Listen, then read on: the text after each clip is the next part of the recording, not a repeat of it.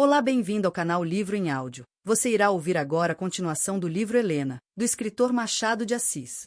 Capítulo 8. De Úrsula tinha já confiado ao velho capelão a proposta de Camargo. Consultado por Estácio, respondeu o padre: consulte as suas forças e a responsabilidade do cargo, e escolha. Já escolhi, disse Estácio. Pedia-lhe conselho para apoiar melhor a minha própria decisão. Não é esse o destino de todos os conselhos? Decidi que não aceito a candidatura. A vida política é turbulenta. Demais para o meu espírito. Estou pronto para a ação, mas não há de ser exterior. Dado o meu temperamento, que iria eu buscar a Câmara? Além de algumas prerrogativas e um papel acessório, eu só me meteria na política se pudesse oficiar, mas ser apenas sacristão. Entre o oficiante e o sacristão, observou Melchior, está o pregador, que é cargo nobre e influente. Mas o tema do sermão, padre-mestre, retorquiu Estácio rindo.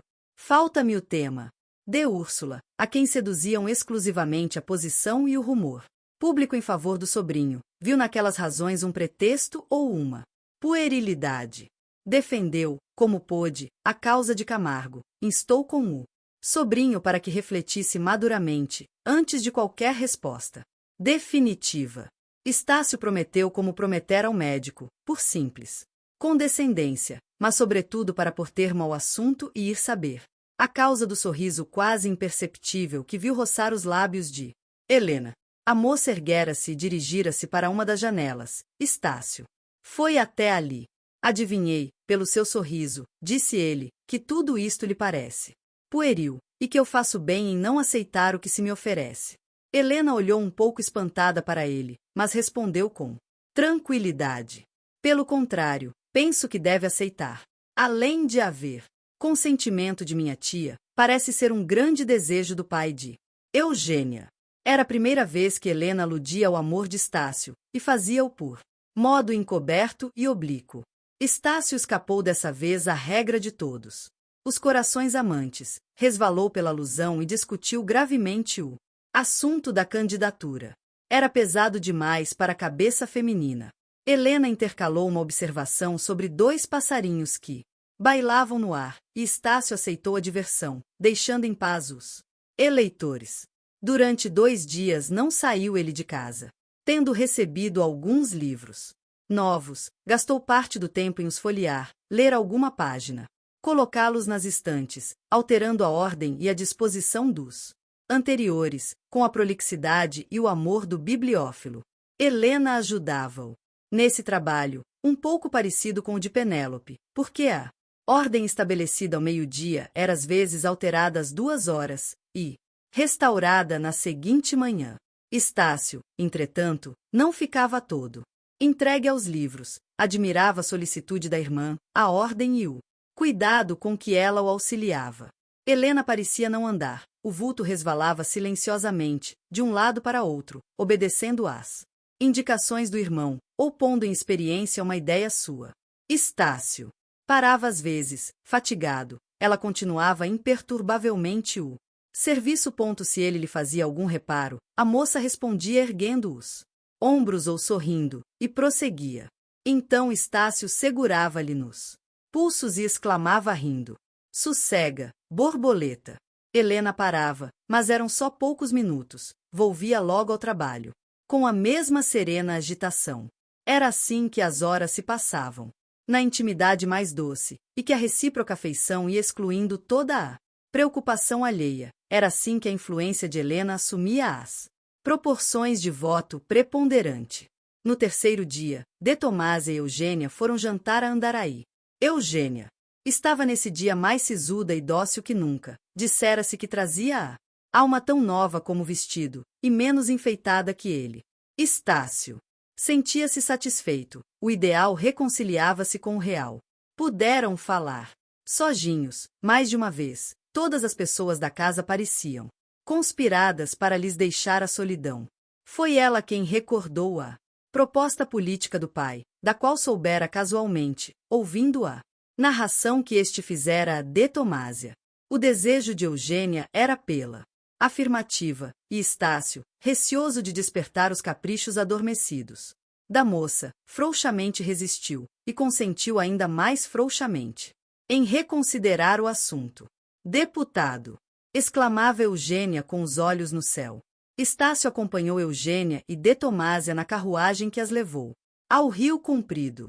O dia fora mais ou menos alegre. A viagem foi divertida e paleira como um regresso de romaria. Os cavalos mostravam-se tão lépidos como as pessoas que iam no carro, e encurtaram alguns minutos o caminho, com desgosto de Eugênia. Voltando a Andaraí, Estácio trazia a alma pura de todas as más impressões que lhe deixavam usualmente as visitas à casa de Camargo. Nenhum dissentimento houvera naquele dia. Eugênia parecia modificada. Em casa esperava-o, porém, uma desagradável notícia. A tia sentirá-se incomodada pouco depois que ele saíra e recolhera-se ao quarto. O caso afligiu-o, mas não tardou a aparecer Helena, que o tranquilizou, dizendo-lhe que de Úrsula tinha apenas uma forte dor de cabeça, já diminuída com o emprego de um remédio caseiro. No dia seguinte de manhã, informado de que a tia dormia sossegadamente, Estácio abriu uma das janelas do quarto e relanceou os olhos pela chácara. A alguns passos de distância, entre duas laranjeiras, viu Helena ler atentamente um papel. Era uma carta, longa de todas as suas 4 laudas escritas. Seria alguma mensagem amorosa? Esta ideia molestou-o muito.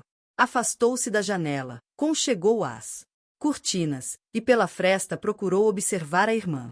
Helena estava de pé, no mesmo lugar, e percorria rapidamente as linhas, até o final da última página. Ali chegando, deu 2 passos, tornou a parar, volveu ao princípio da carta, para ler de novo, não já depressa, mas repousadamente. Estácio sentiu-se movido de imperiosa curiosidade, a qual vinha misturar-se uma sombra de despeito e ciúme. A ideia de que Helena podia repartir o coração com outra pessoa desconsolava-o, ao mesmo tempo que o irritava. A razão de semelhante exclusivismo não a explicou ele, nem tentou investigá-la, sentiu-lhe somente os efeitos, e ficou ali sem saber que faria. 2 vezes saiu da janela para ir ter com a irmã, mas recuou de ambas, refletindo que a curiosidade pareceria impolidez, se não era talvez tirania. Ao cabo de alguns minutos de hesitação, saiu do quarto e dirigiu-se à chácara. Quando ali chegou, Helena passeava lentamente, com os olhos no chão. Estácio parou diante dela. Já fora de casa, exclamou em tom de gracejo. Helena tinha a carta na mão esquerda, instintivamente a amarrotou, como para escondê-la melhor. Estácio, a quem não escapou o gesto, perguntou-lhe rindo se era alguma nota falsa. Nota verdadeira, disse ela, alisando tranquilamente o papel, e dobrando conforme receberá. É uma carta. Segredos de moça? Quer lê-la? Perguntou Helena, apresentando-lhe. Estácio fez-se vermelho e recusou com um gesto. Helena dobrou lentamente o papel e guardou-o na algibeira do vestido. A inocência não teria mais puro rosto, a hipocrisia não encontraria mais impassível máscara. Estácio contemplava-a, a um tempo envergonhado e suspeitoso. A carta fazia-lhe cócegas, o olhar ambicionava ser como o da providência que penetra nos mais íntimos refolhos do coração. Vieram, entretanto, dizer a Helena que de Úrsula lhe pedia fosse ter com ela. Estácio ficou só. Uma vez só, entregou-se a um inquérito mental sobre a procedência da misteriosa missiva. Um indício havia de que podia conter alguma coisa secreta. Era o gesto com que ela a escondeu. Mas não podia ser de alguma antiga companheira do colégio, que lhe confiava segredos seus. Estácio abraçou com alvoroço esta hipótese. Depois, ocorreu-lhe que, ainda provindo de uma amiga, a carta podia tratar de algum idílio de colégio, em que Helena fosse protagonista, idílio vivo ou morto, página de esperança ou de saudade. Ainda nesse caso, que tinha ele com isso? Fazendo esta última reflexão, Estácio sacudiu do espírito o assunto e seguiu a examinar as novas obras da chácara, entre as quais figurava um vasto tanque. Já ali estavam os operários. Ia começar o trabalho do dia. Estácio viu a obra feita e deu várias indicações novas. Algumas eram contrárias ao plano assentado, como lhe fizessem tal observação. Estácio retificou-as. Depois admirou-se de não ver um vaso, que aliás 2 dias antes mandara remover. Enfim, recomendou a rega de uma planta, ainda úmida da água que o feitor lhe deitara. Nessa manhã, de Úrsula não estava de todo boa, mas pôde almoçar à mesa comum. O sobrinho apareceu aborrecido, a sobrinha triste. O diálogo foi mastigado como o almoço. No fim deste, recebeu Estácio uma carta de Eugênia. Era uma tagarelice meio frívola, meio sentimental, mistura de risos e suspiros, sem objeto definido a não ser pedir-lhe que escrevesse se não pudesse ir vê-la. Acabava ele de ler a carta, quando Helena lhe apareceu à porta do gabinete. Não a escondeu, lembrou-lhe mostrá-la à irmã, na esperança de que esta, pagando-lhe com igual confiança, lhe mostrasse a sua. Helena percorreu com os olhos a carta de Eugênia e esteve algum tempo silenciosa. Permite-me um conselho? Perguntou ela. E como Estácio respondesse com um gesto de assentimento. Vá ter com Eugênia, solicite licença para ir pedi-la a seu pai, e conclua isso quanto antes. Não é verdade que se amam? Dela creio. Poder afirmar que sim, de você. De mim? Penso que é mais duvidoso, ou você é mais hábil. Há de ser isso. Naturalmente parece-lhe fraqueza amar, isto é, a coisa mais natural do mundo, a mais bela, não direi a mais sublime. Os homens sérios têm preconceitos extravagantes. Confesse que ama, que não é indiferente a esse sentimento inexprimível que liga, ou para sempre, ou por algum tempo, duas criaturas humanas. Ou por algum tempo, repetiu mentalmente Estácio. E estas 4 palavras, tão naturais e tão comuns, tinham ares de uma revelação nova no estado de espírito em que ele se achava.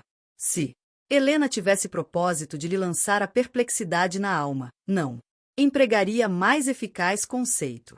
Seria, na verdade, aquele amor, tão travado de desânimos, de sentimentos e alternativas, tão discutido em seu próprio coração, uma afeição destinada a perecer no ocaso da primeira lua matrimonial?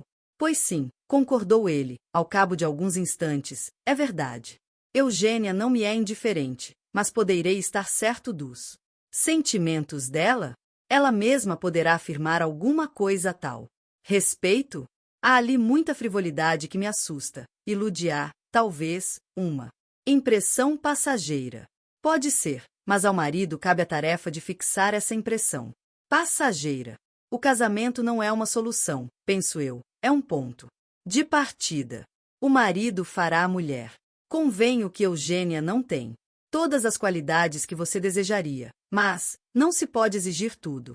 Alguma coisa é preciso sacrificar, e do sacrifício recíproco é que nasce a felicidade doméstica.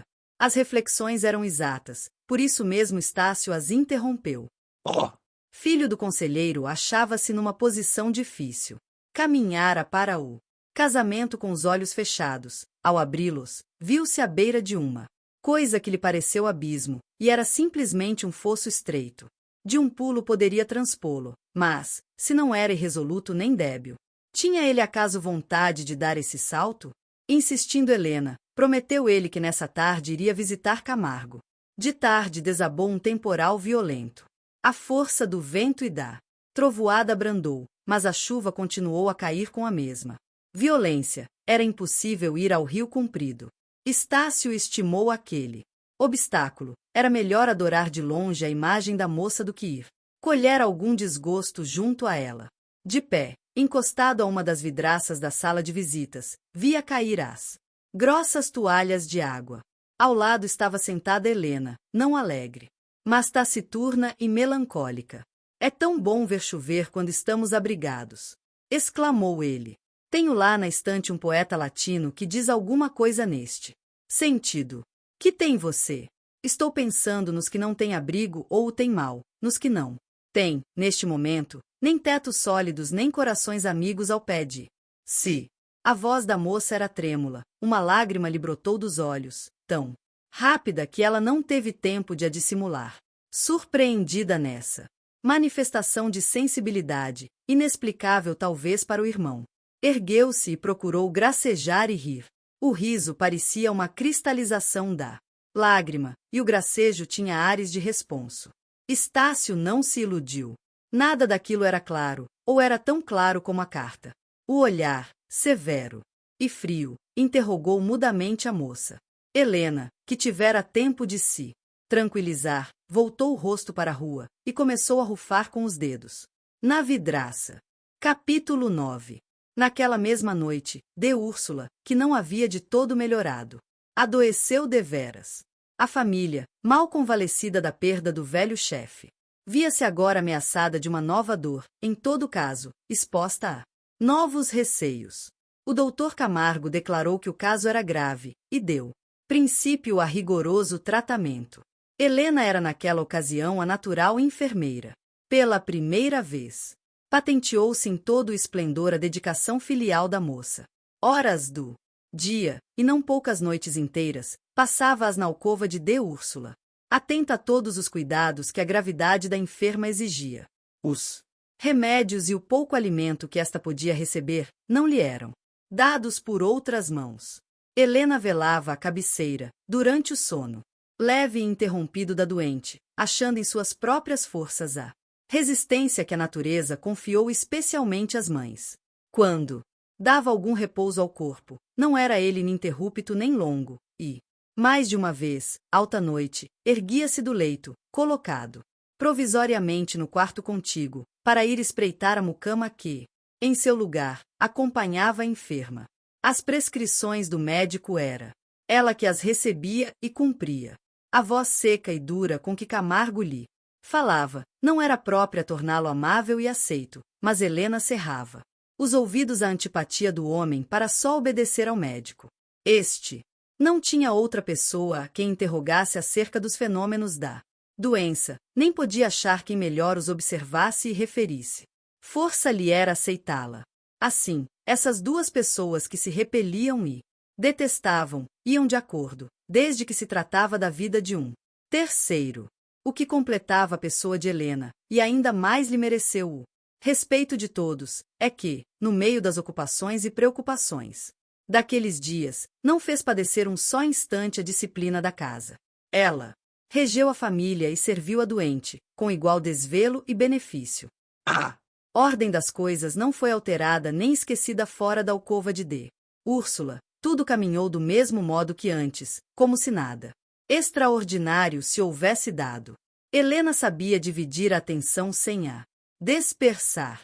De si é que ela não curou muito. O vestido era singelo. Os cabelos, colhidos à pressa e presos por um pente no alto da cabeça, não receberam, em todo aquele tempo, a forma elegante e graciosa com que ela o sabia realçar. Acrescia o abatimento, que era impossível evitar no meio de tanta fadiga, certo cansaço dos olhos, que os fazia moles e talvez mais adoráveis, um rosto sem riso nem viveza, um silêncio atento e laborioso. A doença durou cerca de 20 dias. Afinal, venceu a própria natureza. De Úrsula, robusta apesar dos anos. A convalescença começou, com ela volveu a satisfação da família. O papel de Helena não estava acabado, diminuía, contudo, e Estácio interveio para que a irmã tivesse, enfim, alguns dias de absoluto repouso. Ela recusou, dizendo que o repouso perdido aos poucos seria aos poucos recuperado. Havia no coração de Úrsula uma fonte de ternura, que Helena devia tocar, para jorrar livre e impetuosamente. A dedicação, em tal crise, foi a vara misteriosa daquele Oreb. A afeição da tia era até então frouxa, voluntária e deliberada. Depois da moléstia, avultou espontânea. A experiência do caráter da moça dera esse resultado. Inevitável. Toda a prevenção cessou, a gratidão da vida ligou fortemente o que tantas circunstâncias anteriores pareciam separar. Não ocultou a irmã do conselheiro, já não tinha acanhamento nem reserva, as palavras subiam do coração à boca sem atenuação nem cálculo, fez-se carinhosa e mãe. No dia em que ela pôde sair do quarto pela primeira vez, Helena deu-lhe o braço e levou-o até a sala de costura e das reuniões íntimas. Estácio amparou-a do outro lado. Ali chegando, foi ela sentada numa poltrona. Estácio abriu um pouco a janela, para penetrar, além da luz, um pouco de ar. De Úrsula respirou a larga, como lavando o pulmão, com aquela primeira onda de vida. Depois, segurando as mãos de Helena, que ficará de pé a seu lado, fê-la inclinar a fronte, e imprimiu-lhe um beijo longo e verdadeiramente maternal. Estácio aproximará-se. Aquela manifestação encheu-o de júbilo. Bem merecido beijo! Exclamou ele. Helena foi um anjo em todo este tempo. Bem sei, retorquiu de Úrsula. Foi um verdadeiro anjo, foi mulher, mãe e filha. Obrigada, Helena. Pode ser que a medicina tenha ajudado a cura, mas o principal mérito é só teu. Helena abraçou a convalescente. Estácio, disse esta, agradece a tua irmã, como eu fiz. Estácio inclinou-se para Helena, a fim de lhe pousar na fronte o casto ósculo de irmão. Não o conseguiu, porque Helena, desviando o busto, estendeu-lhe sorrindo a mão esquerda e disse: não foi serviço que merecesse tanta paga, basta um aperto de mão. E o afeto de todos. Estácio apertou-lhe a mão, e sentiu-lhe a trêmula. Aquele movimento de castidade não lhe pareceu exagerado nem descabido, achou-a assim mais bela. Uma criatura tão ciosa de si mesma, que nem admitia a carícia do irmão, não era digna de honrar o nome da família? A convalescença de Úrsula foi lenta, e não a houve mais rodeada de cuidados e atenções. Os dois sobrinhos não a deixaram um instante sozinha, e inventavam toda sorte de recreio com que pudessem distraí-la, jogos de família ou leitura, música ou simples palestra íntima. Uma vez, lembraram-se de representar, só para ela, uma comédia de 2 pessoas. Outra vez, Helena organizou um sarau musical, em que tomaram parte Eugênia Camargo e mais 3 moças da vizinhança. Foi a primeira vez que a ouviram cantar. O sucesso não podia ser mais completo. Como o aplauso que lhe deram pareceu desconsolar um pouco a filha do médico, Helena preparou-lhe habilmente um triunfo, fazendo-a executar ao piano uma composição brilhante, sua favorita. Estácio, que quase não tirava os olhos da irmã, percebeu-lhe a intenção, e disse-lhe. Helena esquivou-se à alusão.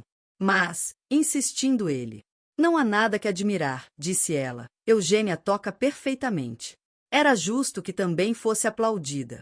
Se a arte no que fiz, parece-me que é a mais singela do mundo. O melhor modo de viver em paz é nutrir o amor próprio dos outros com pedaços do nosso. Mas, olhe, Eugênia nem precisa disso, tem a primazia da beleza. Veja-se a criatura mais deliciosa. Estácio dirigiu os olhos para onde Helena lhe indicava. Era um grupo de 2 moças e 2 rapazes. Eugênia, pelo braço de um deles, estava de pé, ouvindo sem atender às palavras que ali diziam, porque os olhos inquietos derramavam-se-lhe por toda ela e pela sala. Admirava-se e espreitava a admiração dos outros. A figura era realmente graciosa, mas Estácio quisera a mais inconsciente, menos preocupada do efeito que produzia. Há 100 belezas como aquela, disse ele. Estácio! Exclamou Helena com ar de repreensão. A beleza é como a bravura, vale mais se não a metem à cara dos outros. Você é um ingrato. Naquela noite ficou mais patente que nunca a preponderância ganha por Helena, que se tornará a verdadeira dona da casa, a diretora, ouvida e obedecida. De Úrsula cedera, em poucas semanas, o que lhe negara durante meses. Por que razão, pensando em todas as coisas, não conseguirá ela apressar o casamento de Estácio? Estácio continuava a hesitar, a recuar, a adiar, pedia tempo para refletir. Ia agora menos ao rio comprido. Os dias, quase todos, eram desfiados no remanso da família. Mas Helena insistiu tanto que ele prometeu fazer o solene pedido no primeiro dia do ano. Estácio não havia esquecido a carta lida pela irmã. Entretanto, por mais que a espreitasse e estudasse, nada descobria que lhe fizesse supor afeição encoberta. Nenhum dos homens que iam ali, e eram poucos, parecia receber de Helena mais do que a cortesia comum. De Úrsula, a quem ele incumbira de interrogar a irmã acerca das palavras que esta lhe dissera na manhã do primeiro passeio, não obteve. Resposta mais decisiva. A promessa de ir pedir Eugênia fê-la Estácio na segunda semana de dezembro, em uma noite sem visitas, que eram as melhores noites para ele. No dia seguinte de manhã, erguendo-se tarde, soube que Helena saíra a cavalo. Sozinha? Com o Vicente. Vicente era o escravo que, como sabemos, se afeiçoara, primeiro que todos, a Helena, Estácio designara-o para servi-la. A notícia do passeio não lhe agradou. O tempo andava com o passo do costume, mas a ansiedade do mancebo afigurava-se mais longo. Estácio chegava à janela, ia até o portão da chácara, com ar de aparente indiferença, que a todos iludia, a começar por ele próprio. Numa das vezes em que voltou a casa, achou levantada de Úrsula, falou-lhe. De Úrsula sorriu, com tranquilidade. Que tem isso? Disse ela. Já uma vez saiu a passeio com Vicente e não aconteceu nada. Mas não é bonito, insistiu Estácio. Não está livre de um ato de desatenção. Qual? Toda a vizinhança a conhece. Demais, Vicente já não é tão criança. Tranquiliza-te, que ela não tarda. Que horas são? 8, 10 ou 15 minutos mais. Parece-me que já ouço um tropel. Os dois estavam na sala de jantar, passaram a varanda e viram efetivamente entrar no terreiro Helena e o pajem. Helena deu um salto e entregou a rédea de Moema ao pajem que acabava de apear-se. Depois subiu a escada da varanda. Ao colocar o pé no primeiro degrau, deu com os olhos no irmão e na tia. Fez-lhes um cumprimento com a mão e subiu a ter com eles. Já de pé, exclamou abraçando de Úrsula. Já, para lhe ralhar, disse esta sorrindo. Que ideia foi essa de bater a linda plumagem? É a segunda vez que você se lembra de sair sem o urso do seu irmão. Não quis incomodar o urso, replicou ela voltando-se para Estácio. Tinha imensa vontade de dar um passeio, e Moema também. Apenas 1h30. Aquele dia foi o de maior tristeza para a moça. Estácio passou quase todo o tempo no gabinete. Nas poucas ocasiões em que se encontraram, ele só falou por monossílabos, às vezes por gestos. De tarde, acabado o jantar, Estácio desceu à chácara. Já não era só o passeio de Helena que o mortificava, ao passeio juntava-se a carta. Teria razão a tia em suas primeiras repugnâncias? Como ele fizesse essa pergunta a si mesmo, ouviu atrás de si um passo apressado e o farfalhar de um vestido. Está mal comigo? Perguntou Helena com doçura. Ao ouvir-lhe a voz, fundiu-se a cólera do mancebo. Voltou-se. Helena estava diante dele, com os olhos submissos e puros. Estácio refletiu. Um instante. Mal? Disse ele. Parece que sim. Não me fala, não se importa comigo, anda. Carrancudo. Seria por eu sair de manhã? Confesso que não gostei muito. Pois não sairei mais. Não, pode sair. Mas está certa de que não corre nenhum perigo. Indo só com o pajem? Estou. E se eu lhe pedir que não saia nunca sem mim? Não sei se poderei obedecer. Nem sempre você poderá acompanhar-me. Além disso, indo com o pajem, é como se fosse só, e meu espírito gosta, às vezes, de trotar livremente na solidão. Naturalmente a pensar de coisas amorosas, acrescentou Estácio, cravando os olhos interrogadores na irmã. Helena não respondeu, tomou-lhe o braço e os dois seguiram. Silenciosamente, uns 10 minutos. Chegando a um banco de madeira, Estácio sentou-se. Helena ficou de pé diante dele. Olharam um para outro sem proferir palavra, mas o lábio de Estácio tremera 2 ou 3 vezes como hesitando no que ia dizer. Por fim, o moço venceu-se. Helena, disse ele, você ama. A moça estremeceu e corou vivamente. Olhou em volta de si, como assustada, e pousou as mãos nos ombros de Estácio. Refletiu ela no que disse depois. É duvidoso, mas a voz, que nessa ocasião parecia concentrar todas as melodias da palavra humana, suspirou. Lentamente. Muito, muito, muito. Estácio empalideceu. A moça recuou um passo e, trêmula, pôs o dedo na boca, como a impor-lhe silêncio. A vergonha flamejava no rosto. Helena voltou as costas ao irmão e afastou-se rapidamente. Ao mesmo tempo, a sineta do portão era agitada com força, e uma voz atroava. Chácara. Licença para o amigo que vem do outro mundo. Capítulo 10. Estácio dirigiu-se ao portão. Abriu. Um moço que ali estava entrou. Precipitadamente. Era Mendonça. Os dois mancebos lançaram-se nos braços um do outro. Helena, a alguma distância, presenciou aquela efusão, e não lhe foi difícil adivinhar quem era o recém-chegado. A efusão cessou, ou antes interrompeu-se, para repetir-se. Quando os dois rapazes se julgaram assaz abraçados, tomaram o caminho da casa. Helena, que estava um pouco adiante deles, foi apresentada a Mendonça. Ao ouvir que era irmã de Estácio, Mendonça ficou espantado. Cortejou cerimoniosamente a moça, e os dois seguiram até a casa, onde pouco depois entrou Helena. Mendonça era da mesma estatura que Estácio, um pouco mais cheio. Ombros largos, fisionomia risonha e franca, natureza móbil e expansiva. Vestia com o maior apuro, como o verdadeiro parisiense que era, arrancado de fresco ao Grand Boulevard, ao Café Tortoni e às récitas do vaudeville. A mão larga e forte calçava fina luva cor de palha, e sobre o cabelo, penteado a capricho, pousava um chapéu de fábrica recente.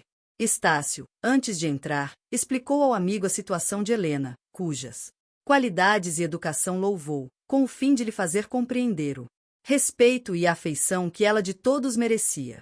Helena adivinhou esse trabalho preparatório do irmão, logo que entrou na sala. Mendonça divertiu a família uma parte da noite, contando os melhores episódios da viagem. Era narrador agradável, fluente e pinturesco, dotado de grande memória e certa força de observação. Espírito galhofeiro, achava facilmente o lado cômico das coisas e mais se comprazia em dizer os acidentes de um jantar de hotel ou de uma noite de teatro que em descrever as belezas da Suíça ou os destroços de Roma. A visita durou pouco mais de hora. Estácio quis acompanhá-lo até a cidade. Ele não consentiu que fosse além do portão. Atravessando a chácara, falaram do passado e um pouco do futuro, a trechos soltos, como o lugar e a ocasião lhes permitiam. Mendonça, vendo que Estácio não tocava em um ponto essencial, foi o primeiro que o aventou. Falaste-me em uma de tuas cartas de certa Eugênia, a filha do Camargo. Justo. Negócio roto? Quase terminado. Terminado, na igreja, suponho? Tal qual. Quando? Brevemente. Marido, enfim. Era só o que te faltava. Nasceste com a bossa conjugal, como eu com a bossa viajante, e não sei qual de nós terá razão. Talvez ambos. Creio que sim. Tudo depende do gosto de cada um. O casamento é a pior ou a melhor coisa do mundo, pura questão de temperamento. Eu vi algumas vezes essa moça, era então muito menina. Não te pergunto se é um anjo. É um anjo, como todas as noivas. Feliz Estácio. Segues a carreira de tua vocação, enquanto eu, interrompo a minha, e talvez para sempre. Preciso cuidar da vida. Não sou capitalista, nem meu pai tampouco. Adeus, viagens. Tanto melhor. Arranjo-te noiva. Não é a tua vocação, mas não serás o primeiro que a erre, sem que daí venha mal ao mundo. Pois arranja lá isso. Em todo caso, não será tua irmã. Não, disse vivamente Estácio. Na verdade, é bonita, mas, se permites a franqueza de outrora, acho-lhe uma costela de desdém. Que ideia! É a mais afável criatura do mundo. Verás mais tarde. Hoje estava, talvez, preocupada. Em todo caso, não havias de querer que ela saltasse a dançar contigo na sala, de mais a mais sem música. Mendonça acabava de acender um charuto, apertou a mão de Estácio e saiu. Estácio acordou de um sonho. A realidade pôs-lhe as mãos de chumbo e repetiu-lhe ao ouvido a confissão interrompida de Helena. Ansioso por saber o resto, entrou ele imediatamente em casa.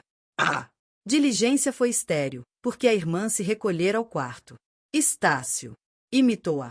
Era forçoso esperar uma noite inteira, demora que afligia.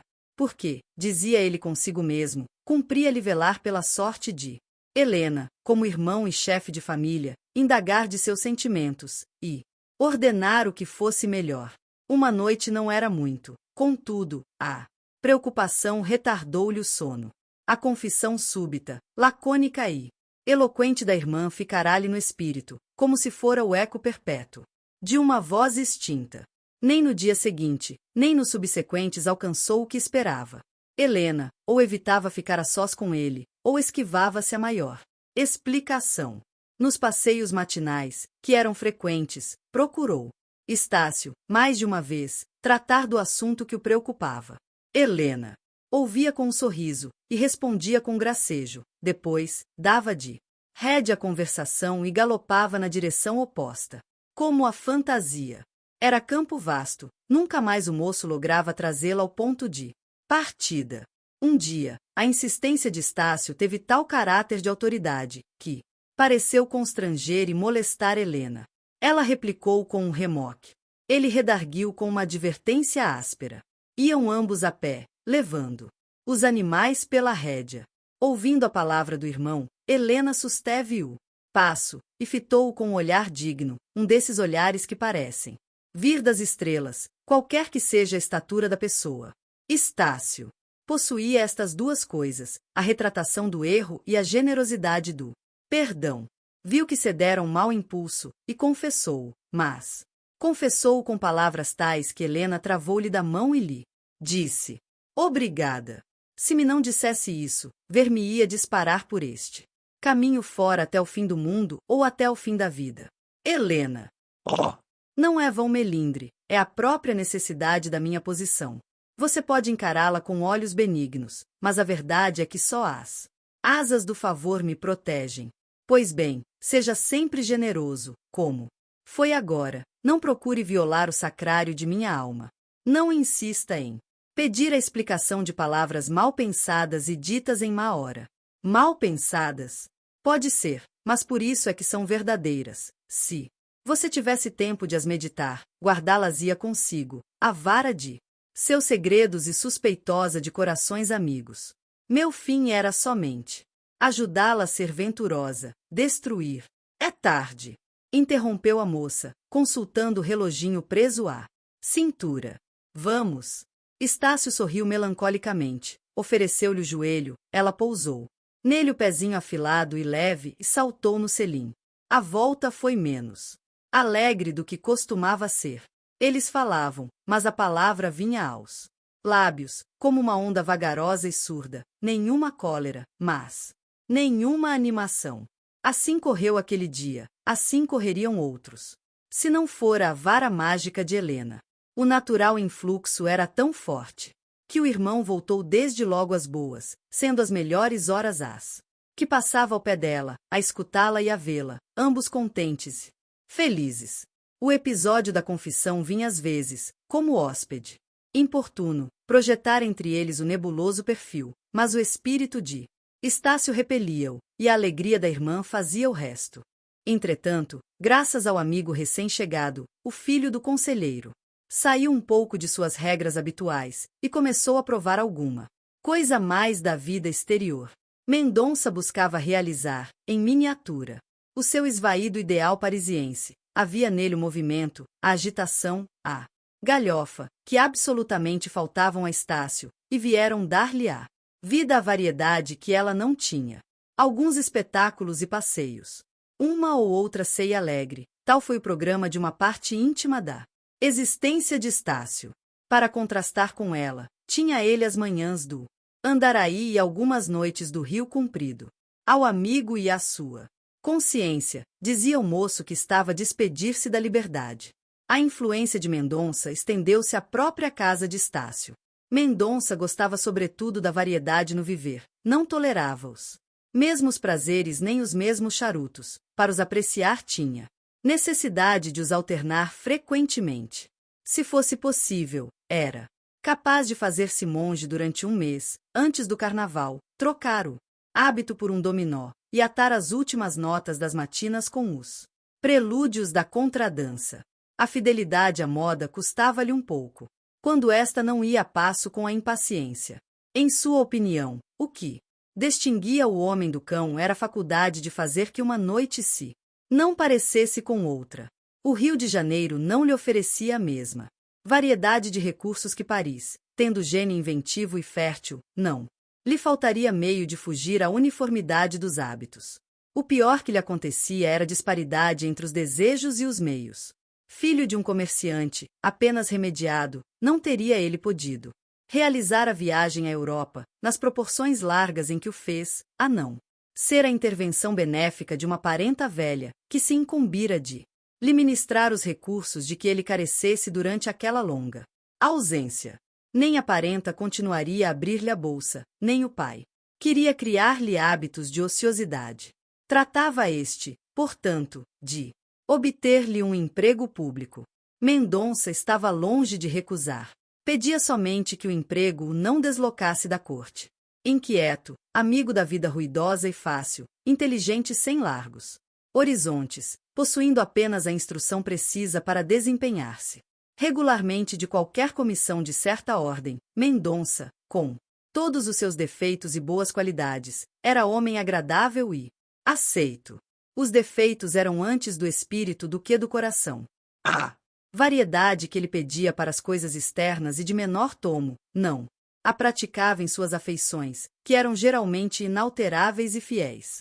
Era capaz de sacrifício e dedicação, sobretudo se lhe não pedissem o sacrifício deliberado ou a dedicação refletida, mas aquele que exige uma circunstância imprevista e súbita. Não admira que a presença de tal homem viesse modificar o tom da sociedade de que era centro a família de Estácio, quando ele ali fazia alguma aparição. Era o sol daquela terra. Não tinha a rijeza do figurino, nem o ar do estrangeirado. A tesoura do alfaiate não lhe dissimulara a índole expansiva e franca. Acolhido como um filho, achava ali uma porção de casa. Que melhor aspecto podia ter a vida? Em tais condições, naquela família ligada por um sentimento de amor, a noite do último dia do ano veio turvar a limpidez das águas. Capítulo 11. Naquele dia fazia anos Estácio, e de Úrsula sentara a receber algumas pessoas a jantar, e outras mais à noite, em reunião íntima. Ela e Helena tomavam a peito fazer que a pequena festa de família fosse digna do objeto. Estácio opinou pela supressão do sarau, mas era difícil alcançar a desistência de corações que o amavam. Logo de manhã, como ele se levantasse cedo, encontrou Helena que o convidou a segui-la à sala de costura. Quero dar-lhe o meu presente de anos, disse ela.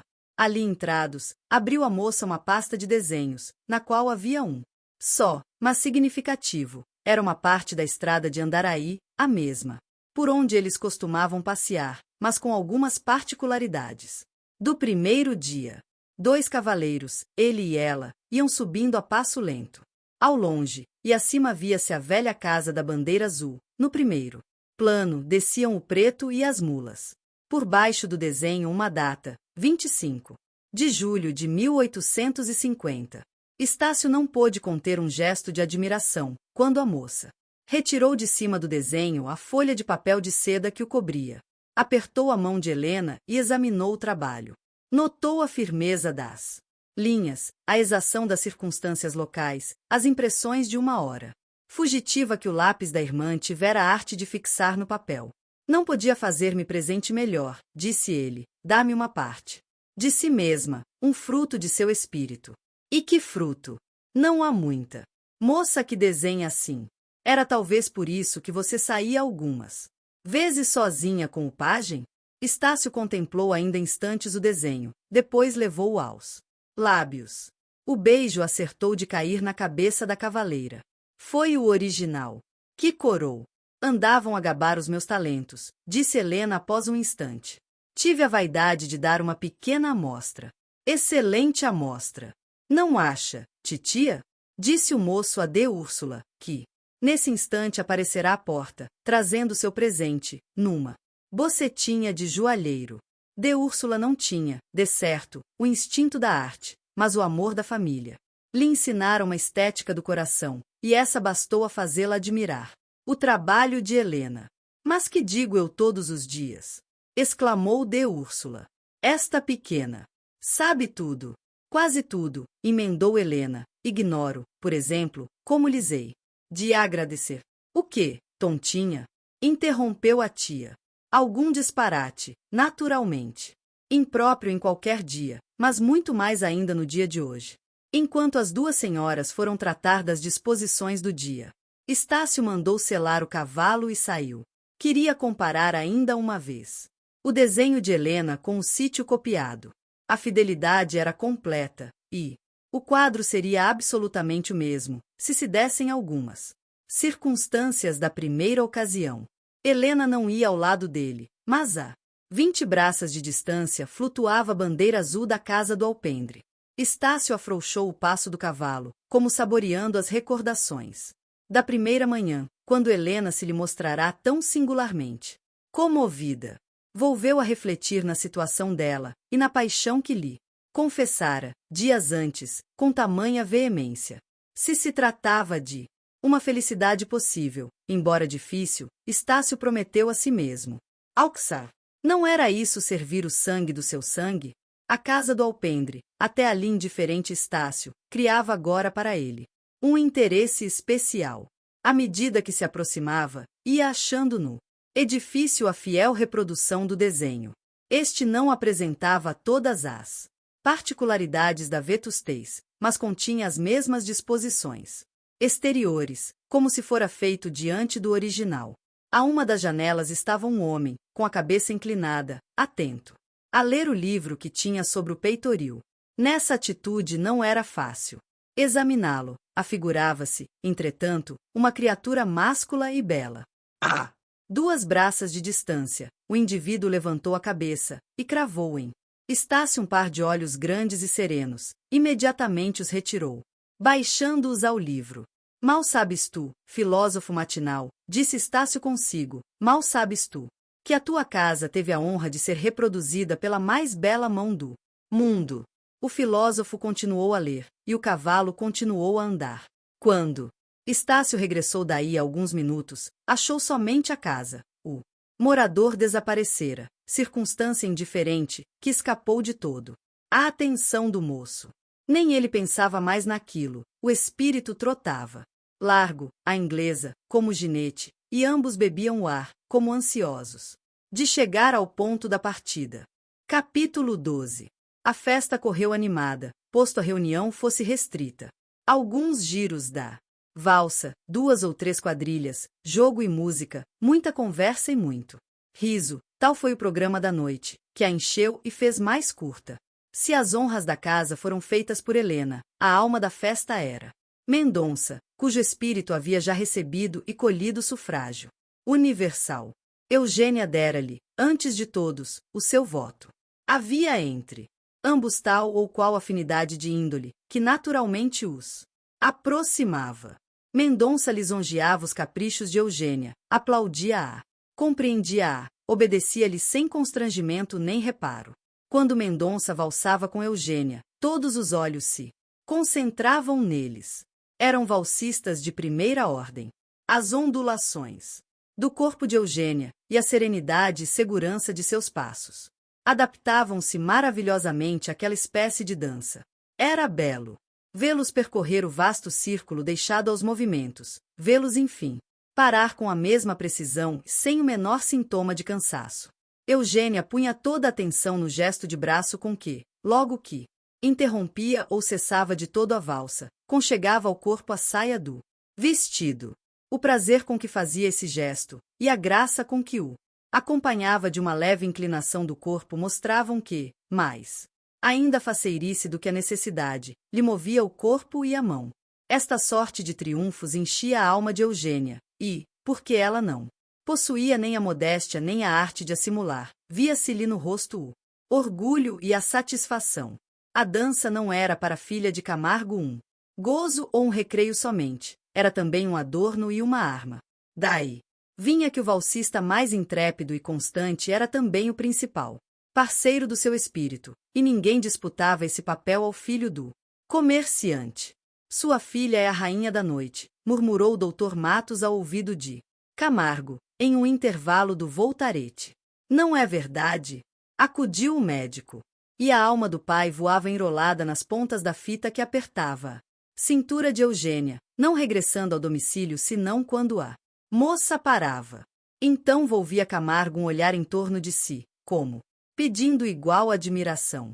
Depois, ficava sombrio, e mais do que usualmente, caía em longos e mortais silêncios. 3 ou 4 vezes. Aproximara-se de Helena sem lograr detê-la, nem acharem-se mais que 2 palavras triviais. Insistia, não a perdia de vista, parecia ansioso de a conversar sobre alguma coisa. Helena repartia-se entre todas as pessoas, atenta aos 1000 cuidados que a noite requeria. Cantou uma vez, dançou uma quadrilha, e não valso. Em vão Mendonça insistira com ela, a moça desculpou-se, dizendo que a valsa lhe fazia vertigens. Na opinião do filho do comerciante, esta razão encobria somente a ignorância de Helena. Estácio pensava antes que era a castidade selvagem da irmã que lhe não permitia o contato de um homem, ideia que lhe fez bem ao coração. Pela volta da meia-noite, terminada a ceia, começou aquela hora de repouso que precede a total dispersão. As senhoras trocavam impressões e comentários, os rapazes fumavam, os jogadores decidiam as últimas remissas. A noite não refrescara, e a agitação aumentara o calor. Helena, tão cansada como de Úrsula, retirasse por alguns instantes para a sala contígua principal. Ali sentou-se num sofá e derreou levemente o corpo, deixando cair os cílios, não sei se pensativos, se pesados de sono. O espírito não tivera tempo de encadear 2 ideias ou esboçar um sonho, quando uma voz a acordou. Já dormindo. Era Camargo. Helena abriu os olhos sobressaltada. A voz de Camargo produzira-lhe a impressão de desagrado que lhe fazia sempre. Sorriu a moça, contrafeitamente, e, vendo que ele se dispunha a sentar-se no sofá, não arredou o vestido, como se quisesse deixar entre ambos larga distância.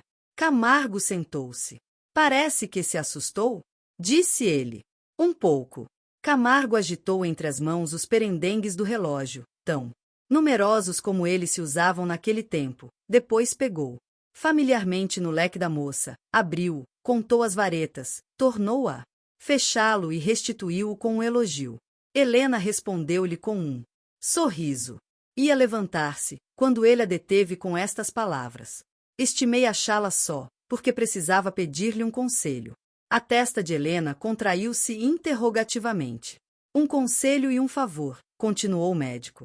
Não será, creio eu, a primeira vez que a velhice consulte a mocidade. Demais, trata-se de assunto em que a gente moça lê de cadeira. Helena olhou para ele desconfiada.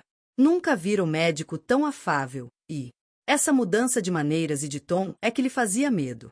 Verdade é que ele ia pedir-lhe alguma coisa. Camargo não se deteve.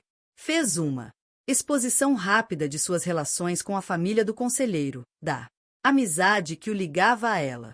A perda do meu finado amigo, concluiu ele, não pôde ser suprida por nenhuma coisa, mas há alguma compensação na afeição que sobrevive e me faz considerar esta família como minha própria. Estou certo de que seu irmão e de Úrsula sentem a meu respeito do mesmo modo. Quanto à senhora, é recente na família, mas não tem menor direito que ela. Via tão pequena. A mim? Perguntou Helena. Camargo fez um gesto afirmativo, enquanto a moça olhava em volta da sala, receosa de que alguém tivesse entrado e ouvido. Uma vez, segura de que ninguém havia, recebeu impressão contrária à primeira. Envergonhou-se daquele receio. A vergonha aumentou quando o médico acrescentou em voz baixinha. Não falemos nisso. Pelo contrário, exclamou ela. Pode falar com franqueza, diga tudo. Era minha mãe. Não sei o que foi para o mundo, mas, se me perdoaram a irregularidade do nascimento, não creio que me pedissem em troca a renúncia do meu amor de filha. A lei que o pôs em meu coração é anterior à lei dos homens. Não repúdio uma só das minhas recordações de outro tempo.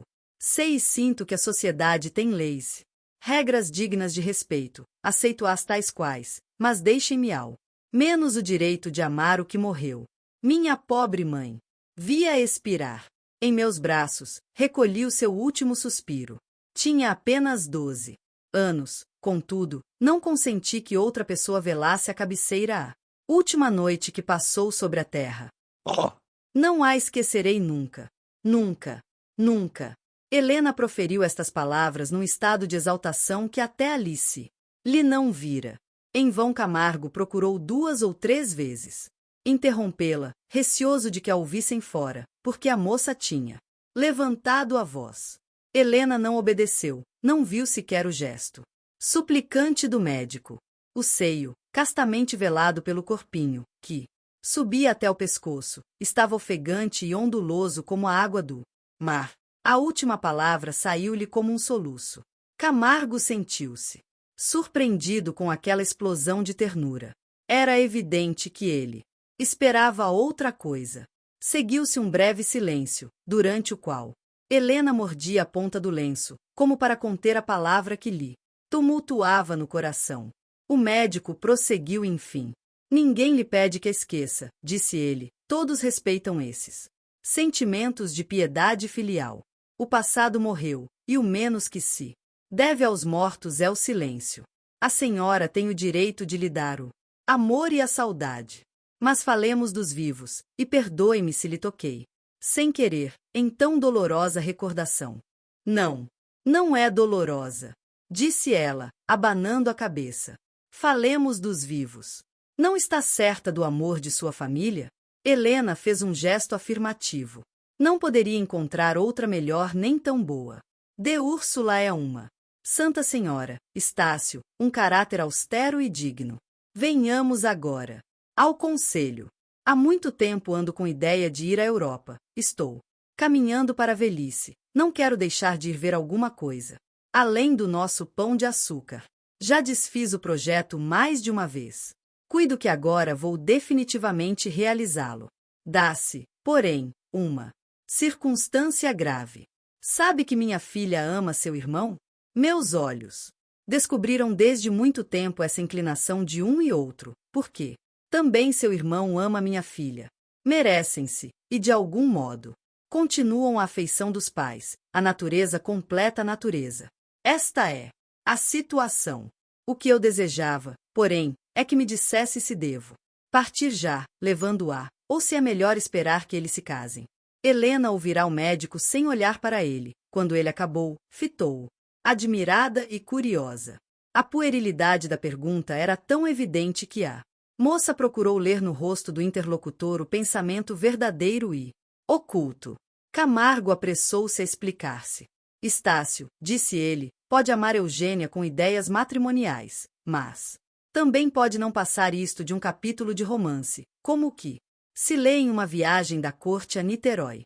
O caráter é sério, o coração tem leis especiais.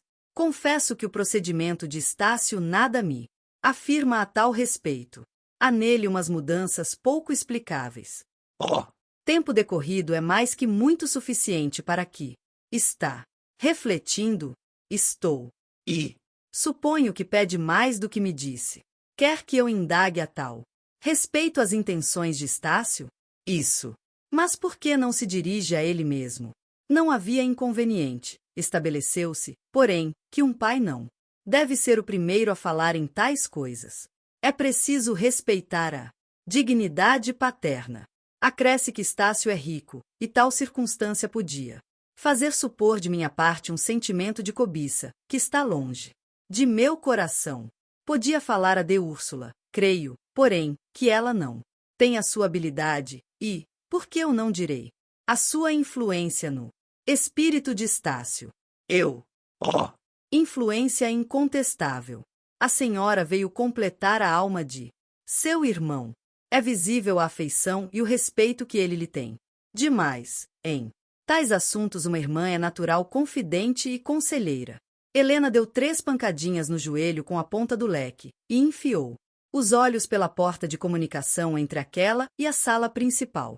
Depois voltou-se para o médico. Sei que eles se amam, disse ela, e já dei a minha opinião a tal respeito. Eugênia parece ser minha amiga. Meu irmão é meu irmão. Desejo-lhes todas as felicidades. Há, porém, um limite à intervenção de uma irmã, e não desejo ir além demais. Seu pedido é ocioso. Por quê? Anuncia a viagem, e Estácio se apressará a pedir-lhe sua filha. Se o não fizer, é porque a não ama, conforme ela merece, e em tal caso, mais vale perder um casamento do que o fazer mal. Sim? Perguntou Camargo. Naturalmente. O conselho é excelente, disse o médico depois de um instante, mas tem o defeito substancial de suprimir a sua intervenção, que me é necessária. Vejamos o meio de combinar as coisas. Suponhamos que, anunciada a viagem, Estácio não corresponde às minhas esperanças. Que devo fazer? Embarcar. Embarcar é arriscar o casamento. Ora, este casamento é um de meus sonhos. Desejo que os filhos continuem a afeição dos pais. Se Estácio recuar, minhas esperanças esvaem-se como fumo. O tempo cavará um abismo entre os dois. Eugênia amará outro. Enfim, conto com a senhora. Comigo. A senhora tem uma força de resolução, uma fertilidade de expedientes, um espírito capaz de empresas delicadas, e, tratando-se da felicidade de um irmão, creio que empenhará todas as forças para levar a cabo a mais pura das ambições. Não lhe peço um absurdo. Peço-lhe a felicidade de minha filha. Helena não respondeu, olhou de revés para ele, e cravou depois os olhos na águia branca tecida no tapete, sobre o qual pousava o pé. Impaciente e colérico. Podia referir mais detidamente qual o seu papel junto de Estácio, a respeito de Eugênia, os pedidos que lhe fez, e a promessa do irmão, que deveria ser cumprida, se o fosse, em algum dos seguintes dias. Mas nem quis dar esperanças que os acontecimentos podiam dissipar, nem o coração lhe consentia mais. Larga confidência. Ambos eles viam que se detestavam cordialmente. Mas, se em Helena havia cólera abafada, em Camargo havia tranquilidade e observação. Ele contemplava a moça, com o olhar fixo e metálico dos gatos. A mão esquerda, pousada sobre o joelho, rufava, com os dedos magros e peludos. Nada dizia, todo ele era uma interrogação imperiosa. Helena olhou ainda uma vez para o médico. Dá-me o seu braço até a sala? Perguntou. Camargo sorriu. Só isso. Eu dizia comigo outra coisa. Que dizia então? Perguntou Helena. Dizia que muito se devia esperar da dedicação de uma moça, que acha meio de visitar às 6 horas da manhã uma casa velha e pobre. Não tão pobre que a não adorne garridamente uma flâmula azul. Helena fez-se lívida, apertou nervosamente o pulso de Camargo. Nos olhos pareciam falar-lhe ao mesmo tempo o terror, a cólera e a vergonha. Através dos dentes cerrados, Helena gemeu esta palavra. Única. Cale-se. Falo entre nós e Deus, disse Camargo. Uma onda de sangue invadiu a face da moça, com a mesma rapidez com que ela lhe empalidecera. Helena quis erguer-se, mas sentiu-se exausta. Ninguém da sala pôde perceber a impressão e o movimento. Ninguém olhava para ali. Camargo, entretanto, inclinou-se para Helena e proferiu algumas palavras de animação, que ela interrompeu, murmurando com amargura. O senhor é cruel. Sou pai, respondeu o médico, pai extremoso e discreto, mas discreto ainda que extremoso. Conto com a senhora. Capítulo 13. Dissolvida a reunião, Helena recolheu-se à pressa com o pretexto de que estava a cair de sono, mas realmente para dar à natureza o tributo de suas lágrimas. O desespero comprimido tumultuava-no coração, prestes a irromper. Helena entrou no quarto, fechou a porta, soltou um grito e lançou-se de golpe à cama, a chorar e a soluçar. A beleza dolorida é dos mais patéticos espetáculos que a natureza e a fortuna podem oferecer à contemplação do homem. Helena torcia-se no leito como se todos os ventos do infortúnio se houvessem desencadeados sobre ela. Em vão tentava abafar os soluços, cravando os dentes no travesseiro. Gemia, entrecortava o pranto com exclamações soltas, enrolava no pescoço os cabelos deslaçados pela violência da aflição, buscando na morte o mais pronto dos remédios. Colérica, rompeu com as mãos o corpinho do vestido, e o jovem seio Livre de sua casta prisão, pôde à larga desafogar-se dos suspiros que o enchiam. Chorou muito, chorou todas as lágrimas poupadas durante aqueles meses plácidos e felizes, leite da alma com que fez calar a pouco e pouco os vagidos de sua dor. Calar somente, não adormecê-la, porque ela aí lhe ficou, companheira daquela noite cruel, para velar em ambas. Quando os olhos cansaram e foram mais intervalados os soluços, Helena jazeu imóvel no leito, com o rosto sobre o travesseiro, fugindo com a vista a realidade exterior. Uma hora esteve assim, muda, prostrada, quase morta, uma hora longa, longa, longa, como só as tem o relógio da aflição e da esperança. Quando a tormenta pareceu extinta, a moça sentou-se na cama e olhou vagamente em torno de si. Depois ergueu-se, dirigiu-se tropega ao quarto de vestir. Ali parou diante do espelho, mas fugiu logo, como se lhe pesasse encarar consigo mesma. Uma das janelas estava aberta. Helena foi ali aspirar um pouco do ar da noite. Esta era clara, tranquila e quente. As estrelas tinham uma cintilação viva que as fazia parecer alegres. Helena enfiou um olhar por entre elas como procurando o caminho da felicidade. Esteve à janela cerca de meia hora, depois entrou, sentou-se e escreveu uma carta. A carta era longa, escrita a golfadas, sem nexo nem ordem, continha muitas queixas e imprecações, ternura expansiva de mistura com um desespero profundo. Falava daqueles que, tendo nascido sob a influência de má estrela, só têm felicidades intermitentes e mutáveis. Dizia que para ela a própria felicidade era um germen de morte e dissolução, ideia que repetia 3 vezes, como se tal observação fosse o transunto de suas experiências certas. A carta falava também de um homem, cujo egoísmo de pai não conhecia limites, e que a todo o transe queria que a filha desposasse uma grande riqueza e uma grande posição. Homem, dizia ela, que me viu a princípio com olhos avessos, pela diminuição que eu trazia à herança. No fim dizia que havia naquelas linhas muito de obscuro e incompleto, que oportunamente contaria tudo, mas que desde já podia dar a triste notícia de que lhe era forçoso abster-se de sair. Helena releu o escrito e meditou longo tempo sobre ele. Acrescentou ainda algumas linhas. Depois, rasgou o papel em 2 pedaços. Chegou-os à vela e os destruiu. Como arrependida, voltou a escrever outra carta, mas não chegou a acabar 6 linhas. Rasgou-a como fizera a primeira, e só então recorreu ao remédio melhor de uma alma ulcerada e pia. Rezou. A prece é a escada misteriosa de Jacó. Por ela sobem os pensamentos ao céu, por ela descem as divinas consolações. Entretanto, a noite começava a inclinar a urna das horas às mãos da madrugada. O sono fugira dos olhos de Helena, mas era forçoso repousar. Assim mesmo vestida, atirou-se sobre o leito. Não dormiu. Não se pode dizer que dormisse. Ficou ali num estado que não era vigília nem sono, até que a manhã rompeu inteiramente.